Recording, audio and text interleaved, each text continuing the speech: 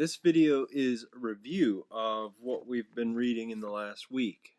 The first review we did there, it was to cover up from reviews that I haven't done, so I hope this one will be a little bit shorter, but we'll see. Now,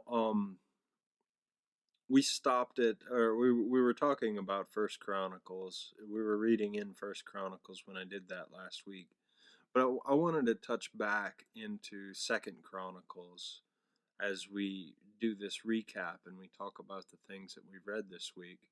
We've read through Second Chronicles, Ezra, Nehemiah, and Esther here recently, and one thing that's on my mind right now is just, if you can remember back as far as First Samuel chapter 8. Let me read you this little bit.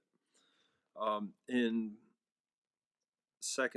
First Samuel chapter 8, verse 10 says, "So Samuel told all the words of the Lord to the people who were asking for a king from him.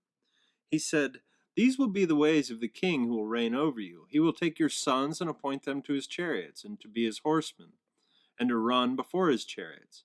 And he will appoint for himself commanders of thousands and commanders of fifties, and some to plow his ground and to reap his harvest, and some to make implements of war and the equipment of his chariots. He will take your daughters to be perfumers and cooks and bakers. He will take the best of your fields and vineyards and olive orchards and give them to his servants. He will take the 10th of your grain and of your vineyards and give it to his officers and to his servants. He will take your male servants and your female servants and the best of your young men and your donkeys and put them to his work. He will take 1/10 of your flocks, and you will be his slaves. You shall be his slaves. And in that day you will cry out because of your king, whom you have chosen for yourselves. But the Lord will not answer you in that day.'"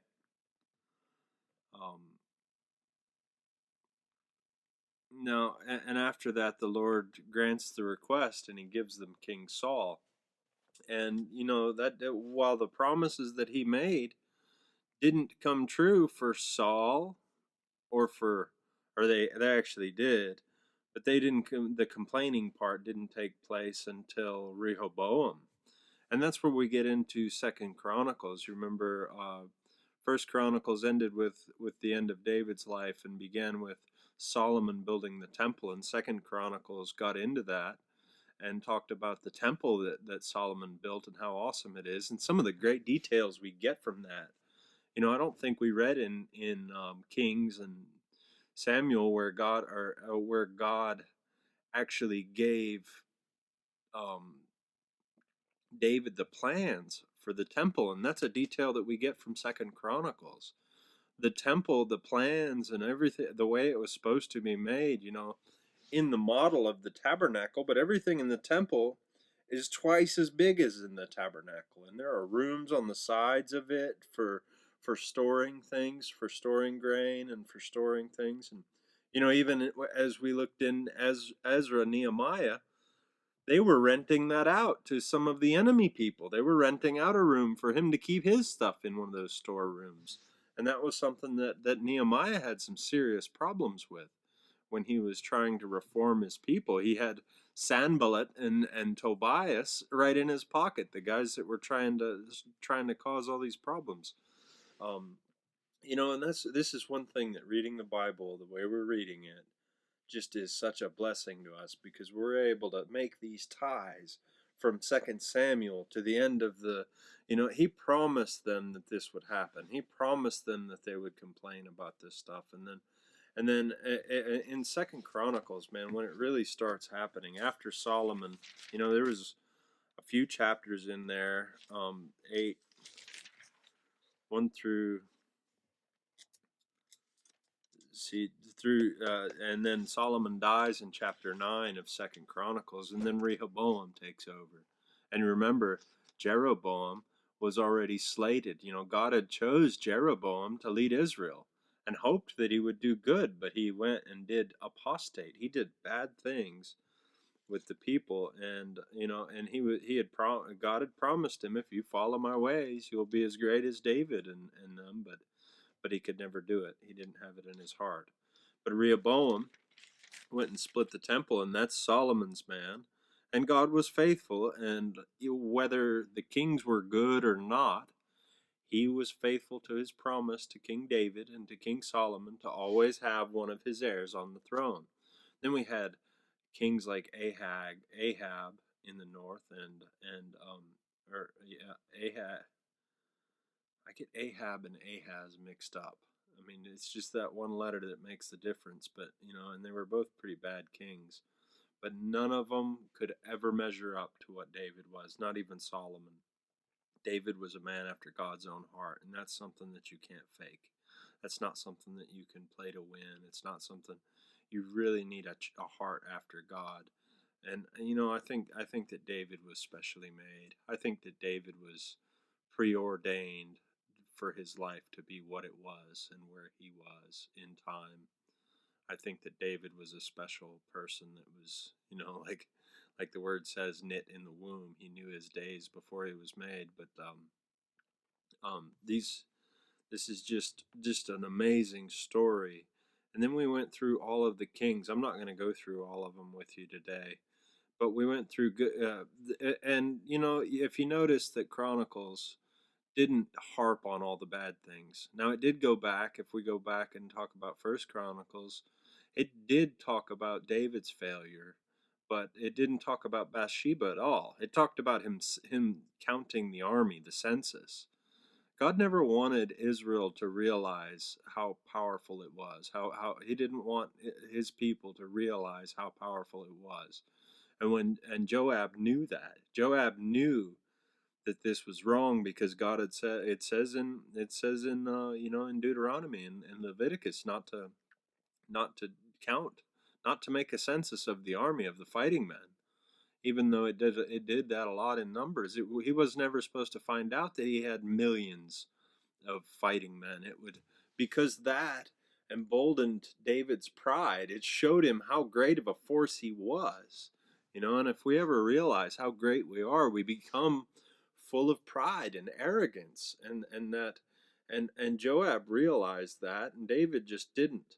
And that was why God sent Nathan to him with those plagues. He gave David the choice. And David wanted to be affected by his misdeed, but he didn't realize that the king's deed affects the whole country. We often think about that, men in our families. We think that we can get away with stuff that only affects us, and when the thing and it becomes a different story when the things when our secret sins affect our whole family. When the things that we've done affect everyone, it really matters a whole lot more. It changes everything. It changes what you would have done. It changes your hindsight. It makes you say, "Oh man, I really should have never done that." And then you just so we see this story in the Bible. We see this, and a thing as innocent as counting your fighting men. Wouldn't you want to know how powerful you were? If you were the most powerful nation in the world, wouldn't you want to know? Or should you just trust God to work through you? Well, for a time there, David really wanted to know. He wanted to know how powerful he was, and that really became the downfall of him, of his fighting men and all that, and it really ended up splitting the temple. Now, Solomon did enjoy a time of peace and greatness and splendor that the whole kingdom just came together and all of this, but it all fell apart when he left, and that is the sign of a bad leader. A good leader like Moses, when he left a man in charge that knew how to deliver God's word to the people. Joshua was an amazing leader. Joshua failed to do that, and when he passed away, it was really from that point on. It was supposed to be the heads of each tribe was supposed to be the Moses of their own people, but that never happened. And there was no prophet, there was no called out priest. The Levites were everywhere, and they were supposed to keep it, but I don't know exactly what happened in that cusp between the judges and the, but they had prematurely s- separated the land. They didn't have all the Canaanites out like they were supposed to. All the Canaanites, the Perizzites, the Jebusites, and those guys. The Jebusites were in Jerusalem, Jebus, until David went and destroyed them all. Until Joab went up there. Joab became the leader of David's army for going up and destroying the Jebusites. And then even later, when we see the angel of the Lord coming down to destroy Jerusalem, what I was talking about a minute ago, we saw what was the man that owned the threshing floor? He was a Jebusite. And while they were peacefully there and doing that, that was still against what God had commanded. So we see the angel of the Lord above the threshing floor between heaven and earth, and you know, there's just this image that I can't imagine David seeing. And then when the man and his family saw it, they ran and hid. And when David went to him, he was going to give him the land, and David wanted it to cost him something. But Joab did David a favor there. He didn't take the whole census. He stopped. He stopped taking the census and went back and told him, because he didn't count the Levites and he didn't count all of the fighting men. So he didn't really. So, but the parallel to that is that God didn't give him the full plague, the full. I mean, hundreds of thousands of, or tens of thousands of Israelites died in that time, but it wasn't what he promised. He promised 3 days of the sword from the angel of the Lord, the plague from the angel of the Lord, and tens of thousands of people died. It was a terrible time, but God makes promises and he keeps them. If God has promised you something, you can take it to the bank. He makes us all kinds of promises in his word, but the stipulation of us receiving the promises from this word is us believing them. So Second Chronicles ends badly. Second Chronicles ends with, you have a good king, Hezekiah, that comes in and makes some serious reforms. They finally do the Passover once, and then Josiah, and then he has a bad son. It was Manasseh. Manasseh was terrible. But if you read and study Manasseh, Manasseh did reform. He changed his ways after he was carried off like Lot was. He was carried off to um, to Damascus and made a fool of, and that changed his mental his thought about God, and he came back and tried to make some reforms, and then he had a son called Josiah, and Josiah was a young king that did a really wonderful job trying to bring it back, and he even failed. God told him not to live by the sword, and that's one of the rules in the Bible. You live by the sword, you die by the sword. If you live by the sword, you die by the sword, and that's a warning that we should really take, and that's a timeless warning. It's a warning that goes throughout. If you live by it's like if you live by the street, you die by the street. If you live by what you live by is what you're going to die by. And you know, God promises us through that we have this truth to live on. Now, like I was saying, Chronicles ends badly. After Josiah, there was another son, and he became king, but they quickly went into. Then you had Nebuchadnezzar came and destroyed Babylon, or Babylon came and destroyed, took captive Jerusalem, and they laid siege to it, and they laid siege to it for like 30 years. It was forever. They had closed up the city, and moved they had moved the spring, and had all kinds of things going on. But Jerusalem is a singular place. It has a water source. It's a city on top of a hill that is heavily defensible. It has a water source inside of it. It is big enough that you can grow some crops in it. So when they sieged it, they had to siege it for the long haul. Jerusalem, Jebus, the Jebusites that were there. It took Israel hundreds of years to capture it. It's just the most defensible place in its time. But Jerusalem eventually fell, and it fell again, and it fell, it's fallen time and again. It fell for Israel, and then it fell for Babylon, and then it fell again for Rome. Rome destroyed it, and even before that, Greece came and took over everything too. So they didn't destroy it like they gave in to the powers of Greece. But man, it's just amazing, the whole story of the thing. And if you were to mix Western civilization in, all of these things we're reading about, if you objectively study history, you will find that all of this stuff is so true. It fits in with history. While this is happening in Greece, we're 500-600. We're in the time of Socrates and Plato in Greece, and they're taking some of this, what they know about God, and writing it out to be truth, and with the Phoenician alphabet and the Greek alphabet, and it's just amazing. Well, then we have there's a gap here between Second Chronicles and Ezra.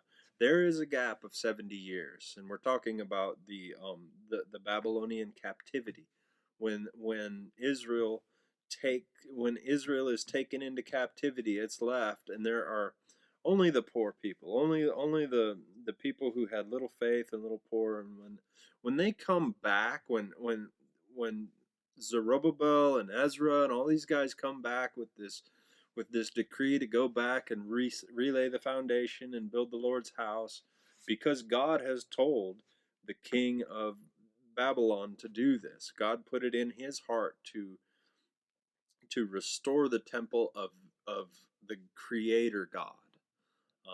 I think that these nations that thought themselves God, like King Xerxes, a God king, still understood that while he was regarded as a god, as an Elohim by people, he was still under big G God, under the big G Creator God. Now, not all pagans did.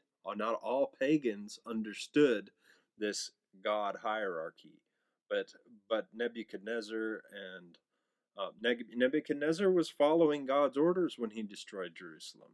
And we're going to when we get into Ezekiel and these prophets, you're going to see where where the Israelites thought themselves a victim, and they weren't. They were being punished.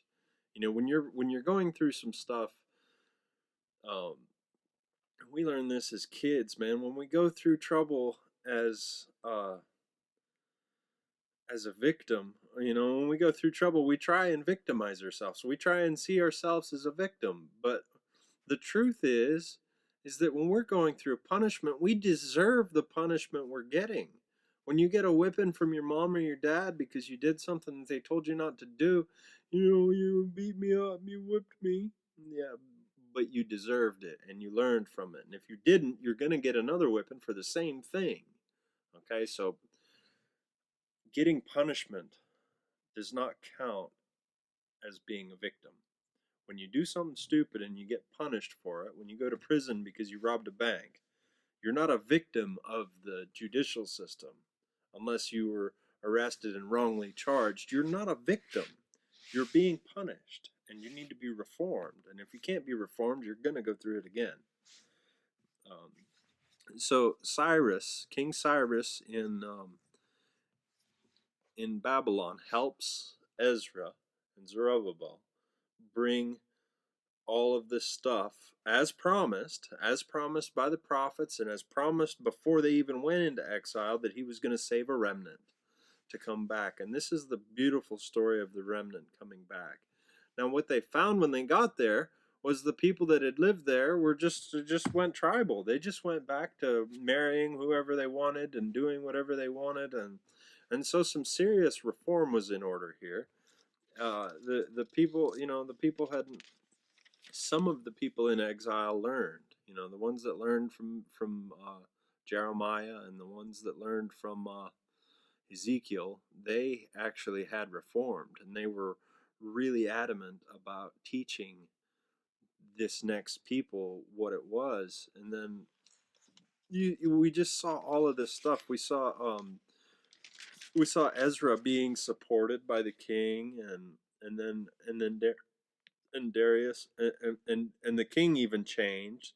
So all of that had to be redone again. You see all the trouble it takes to do things the right way. We see that within the book of Ezra. And then Ezra comes to Jerusalem, and he sees what's going on. King Artaxerxes writes back to Ezra, um, and then Ezra solves this problem that they had, and I want to be objectionate about it, but I don't think that I don't see where God told Ezra to make all these people separate their families. Now maybe they did, and maybe that was the right thing for them to do. But one thing that we don't see that they were hoping for is the glory of the Lord returning to Jerusalem. It never happens. It never happened. It never came to be you remember the volcano figure on Mount Sinai, and the smoke and the fire, the smoke during the day, and remember when Solomon dedicated the temple to God. The smoke came, and the Levites couldn't even work because it was so smoked out, because the glory of the Lord filled the place, and nobody could do any work. This never happens again. Number one is the people don't get right. The people don't get themselves holy. Now, the priests and the Levites, and they all try. And we see a lot of this frustration echoed in Nehemiah. When I say echo, I mean it all happens again. Nehemiah comes, Artaxerxes. Nehemiah is a higher up in this, but he gets a letter probably from Ezra, hearing about how terrible it is in Jerusalem, how the wall can't get rebuilt, how the temple's kind of fallen by the wayside. And even later in the 400s, we see that the people turn back to, they quit working on the temple, and they start putting all these resources into their own homes, and they fatten themselves and gun themselves. We'll read about that later. But we see what these leaders, Nehemiah, I want to say Nehemiah was a good governor. He wasn't able to stay in Jerusalem. He had to, he had duty in Babylon. You can't, when you work for the king, you can't quit. You can't say, well, I need to do this. It's kind of like it's a job for life. But he does give him a leave of absence to go to Jerusalem a couple times. He lets him go there and check everything out and make sure everything's going okay, and foresee these repairs. And he spends some time there with the people and getting things right, and ordaining this temple, and he's acting as the governor of the place. There was no king in Israel from there on. They were always ruled by Persia, and then later in the Hellenistic period, about 200 BC, they're ruled by Greece. And we don't have any prophetic writings from those times. We do have what's known as the Apocrypha. But after this time, and after these prophets, this is where God is silent for 400 years.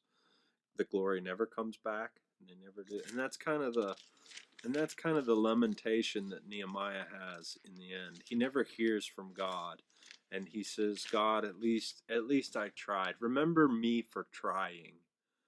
What a desperate, sad prayer that is at the end of it, because I think they were all hoping, when they were hoping for Jesus to come back and be the Messiah, they were hoping that he would come and destroy Rome and push them all out and rebuild the temple and in its former glory, and bring back the glory of the Lord and all of this wonderful stuff. Well, they just didn't recognize Jesus as who he was. And when Jesus actually was the glory of the Lord coming back, but it just didn't come as they were expecting it. He came as a human. He was supposed to come as a a a god king like Babylon and Persia had. You know, they had these kings that were built up in their own righteousness, and Jesus came meekly and tenderly. And man, it's just an amazing thing. And then Esther, you know, we had Nehemiah, the great motivational builder and a governor, and he was a good leader. Then we have the story of Esther, and it's such a curious story. It's stuck in the Babylonian captivity. Not stuck. I shouldn't even say it that way. They wanted to stay. You remember that Xerxes or Darius and Cyrus had sent back all who wanted to go. Well, that means, you know, by deduction, you have people that didn't want to go. You had people, like I said before, you had people who were born in captivity, born in Babylon, and Babylon was all they knew. Now listen, Babylon was a really, really nice place to live.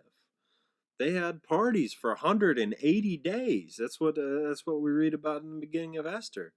You know, and there was that Queen Vashti, and I don't know what her problem was. I don't know why she didn't want to go. I don't know if she just had it up her butt or if she was just uh, I shouldn't say that. I'm sorry.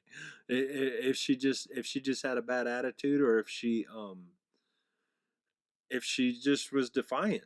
Who knows? But you know, the men in the land couldn't let that stand. They had to deal with her because other women would act the same way, and men would end up being a laughing stock. And it's funny how people in power realize what they have to do to keep power, and it doesn't matter what happens to whoever in their search for power, in humans' quest for power.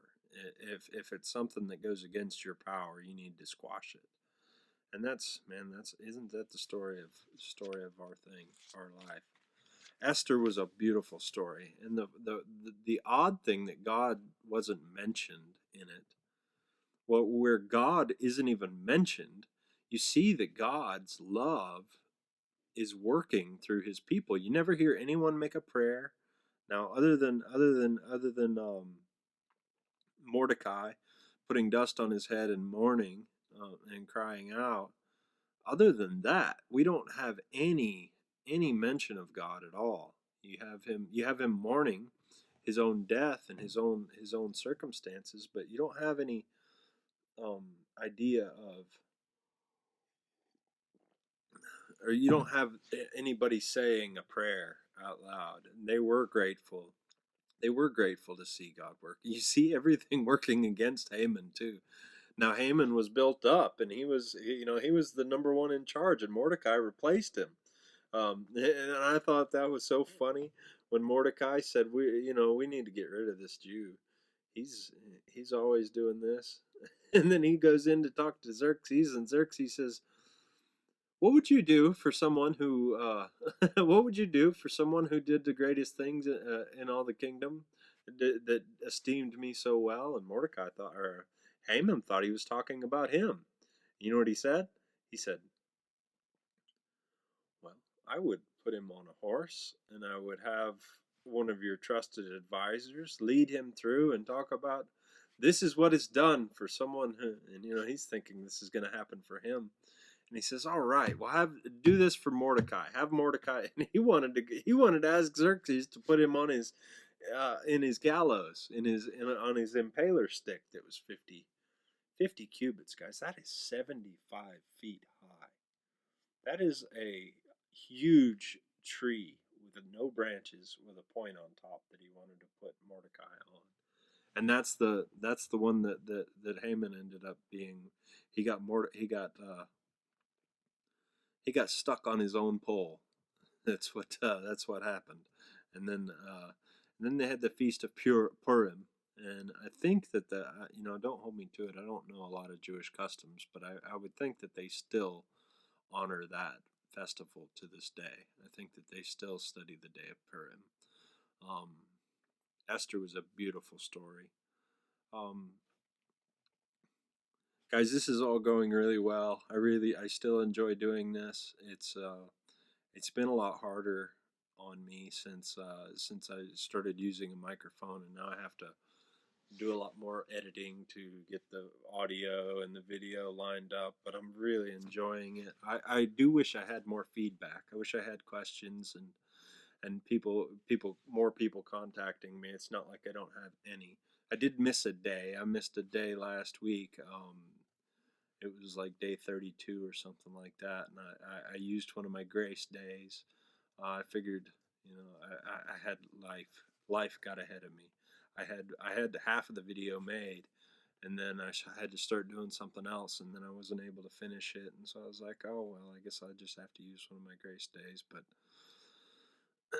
number one, I'm sorry for that, but I'll probably use the other grace day. Hopefully I can hold off until the second third. We're a third of the way through it. If I use this one grace day now, and then look for in the beginning of June for me to have another grace day, and if I don't need it, I won't take it. But it really did help me out a lot to take that one day off. I needed the rest. My back's been bothering me a lot this week. Things like that affect everything. My back goes out, and I have a bad attitude, and I can't think as well. I can't read as well, and I've just been. But I thank you for going through it with me. I thank y'all for hanging in there. I love you. I wish we could be together and do all this. This is a lot more fun when it's in person, and when you can have these meetings and talk back and forth and be like, oh yeah, man. Well, that. So ask me questions if you have any questions about what we've read or what we're reading. You shoot me a message or send me a text or anything like that, or just ask me in the Facebook group. Well, God loves you. I love you too. Thank you for watching.